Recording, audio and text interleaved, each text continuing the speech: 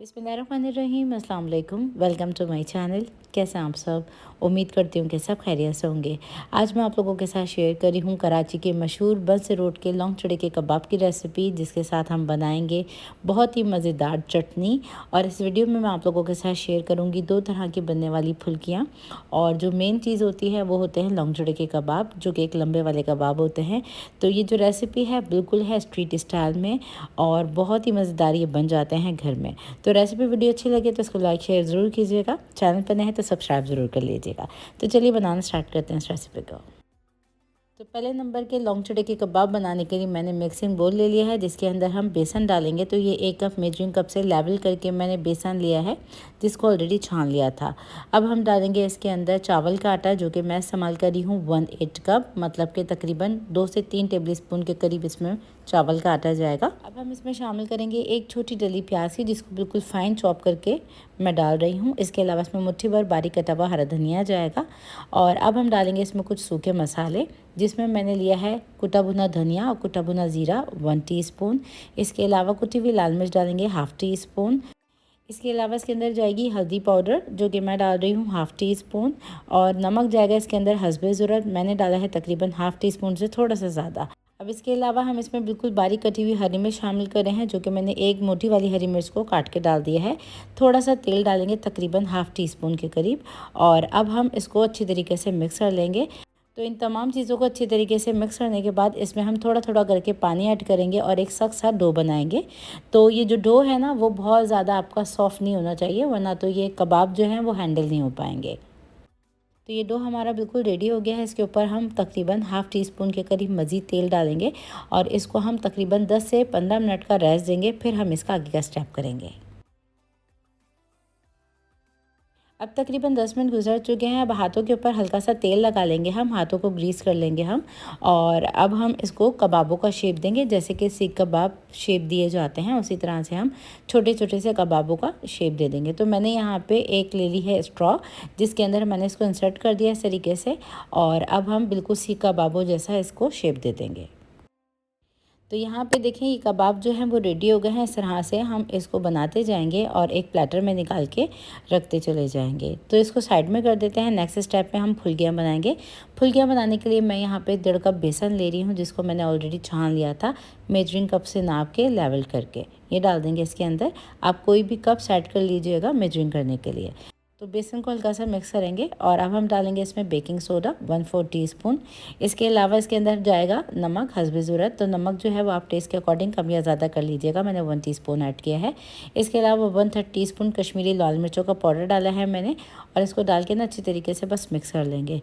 अब यहाँ पे जो मैं पानी का इस्तेमाल करी हूँ वो नॉर्मल टैप वाटर का है। थोड़ा थोड़ा करके पानी ऐड करेंगे और एक स्मूथ सा बैटर बनाएंगे। तो मैंने यहाँ पे थोड़ा थोड़ा पानी करके पहले तो गुठलियों को ख़त्म कर लिया है, और अभी मैंने देखें एक स्मूथ सा बैटर बना लिया है। इसकी कंसिस्टेंसी आप देख सकते हैं कुछ इस तरह की है। अब हम इस बैटर को 2 पोर्शंस में डिवाइड कर लेंगे, अलग अलग बोल में निकाल लेंगे। बेसन के इस बैटर को मैंने 2 पोर्शन में डिवाइड कर दिया है, जिसमें हम 2 फुल्कियाँ बना के तैयार करेंगे। तो एक बोल के अंदर हम डालेंगे 1/4 टीस्पून ऑरेंज फूड कलर। साथ ही इसके अंदर थोड़ा सा मैं डालूंगी कश्मीरी लाल मिर्चों का पाउडर, मज़ीद थोड़ा सा कलर देने के लिए भी और थोड़ी सी इसमें मिर्चें बढ़ाने के लिए भी। तो ये मैंने डाल दिया है। कश्मीरी लाल मिर्चें बहुत ज़्यादा स्पाइसी नहीं होती हैं, कलर में थोड़ी सी तेज़ होती हैं, तो मैंने इसलिए इसमें ये ऐड किया है। आप नॉर्मल रेड चिली पाउडर भी डाल सकते हैं। तो ये जो बैटर है वो बिल्कुल हमारा रेडी हो गया है। इसको अभी हम साइड में कर देते हैं। यहाँ जो हमारा ये दूसरा वाला बैटर है ना, इसको हम थोड़े से पानी के साथ थोड़ा सा और पतला करेंगे। इसकी कंसिस्टेंसी जो है थोड़ी सी और लिक्विडी होनी चाहिए। तो यहाँ पे तकरीबन मैंने डाला है 2 टेबल स्पून के करीब पानी। इसको डाल के हम अच्छी तरीके से मिक्स कर लेंगे और इसको साइड में कर देंगे। अब नेक्स्ट स्टेप में हम चटनी प्रिपेयर करेंगे। चटनी प्रिपेयर करने के लिए मैंने यहाँ पे इमली ले ली है 100 ग्राम, जिसको मैंने थोड़े से पानी के साथ भिगो दिया था। अब दूसरी तरफ मैंने यहाँ पे कुछ मिर्चें ले ली हैं, जो कि मैंने गोल वाली भी ली हैं और पतली वाली भी ली हैं। तो तकरीबन 15 से 16 अदद मिर्चें ले लीजिएगा, जिसको मैंने थोड़े से पानी के साथ भिगो दिया था 3 से 4 घंटे के लिए, और ये देखें बिल्कुल सॉफ्ट हो गई हैं। अब यहाँ पे इसको डाल देंगे हम मिक्सिंग जार के अंदर। मिर्चों के साथ ही हम डाल देंगे इसमें इमली का पल्प, जो कि मैं ऐड करी हूँ इसमें आधा कप पूरा।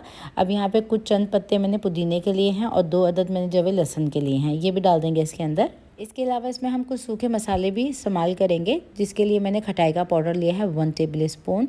इसके अलावा हम डालेंगे इसके अंदर साबुत ज़ीरा, जो कि मैं डाल रही हूँ इसमें 1 टीस्पून। नमक जाएगा इसमें हस्बे ज़रूरत। तो ये तीनों चीज़ें मैंने डाल दी हैं। अब इन तमाम चीज़ों को हम अच्छी तरीके से ब्लेंड कर लेंगे और एक स्मूथ सी चटनी बना लेंगे। तो ये देखिए हमारी ज़बरदस्त सी बिल्कुल स्मूथ सी और एक चिकनी चिकनी सी जो चटनी कहते हैं ना, वो बिल्कुल तैयार हुई है जैसे कि बाज़ार में मिलती है। तो ये एक स्पेशल चटनी है जो कि बहुत ही जायकेदार बनती है और इस कबाबों की जो जान है ना वो ये ही है। ठीक है जी, इसको साइड में कर देते हैं। आ जाते हैं नेक्स्ट स्टेप की तरफ। अब नेक्स्ट स्टेप में मैंने पैन के अंदर थोड़ा सा तेल को गर्म कर लिया है। अब हम इसमें डालेंगे ये वाली फुल्कियाँ वाइट वाली, जो कि बिल्कुल प्लेन बनती हैं और ये टेस्ट में ना बड़े मज़े की बनती हैं। तो यहाँ पे हम छोटी छोटी सी इस तरह से फुल्कियाँ डालेंगे और जब जब ये थोड़ी सी फ्राई होती जाएंगी ना, थोड़ी सी फूलती जाएंगी, क्योंकि हमने इसमें बेकिंग सोडा डाला था।